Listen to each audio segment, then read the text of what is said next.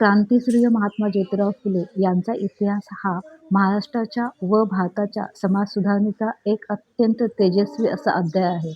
त्यांनी केवळ अनिष्ट प्रथेविरुद्ध आवाज उठवला नाही, तर समतेवर आधारित नवीन समाज रचना निर्माण करण्यास सुरुवात केली होती.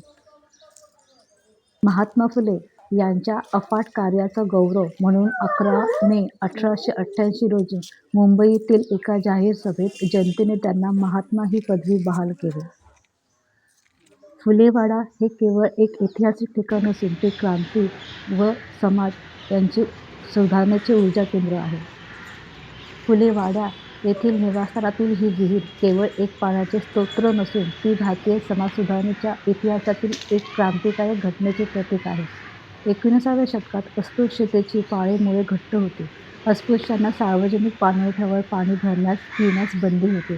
अशा वेळी 1868 मध्ये महात्मा फुले यांनी या अन्यायाविरुद्ध एक धाडसी पाऊल उचलले.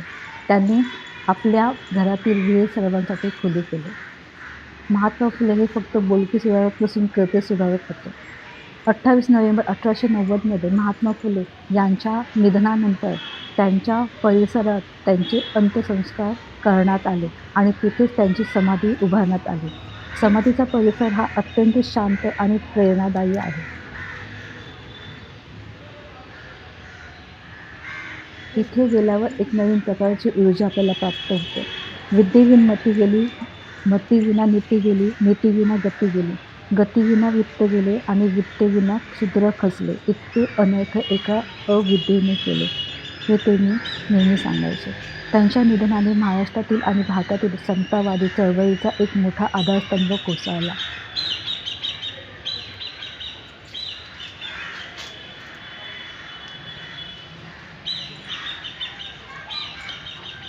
फुलेवाडा पाहण्यासाठी देशभरातील अनेक पर्यटक येथे येतात आणि समानतेची वागणूक त्या काळामध्ये कशी होती हे अनुभवतात. महात्मा फुलेंच्या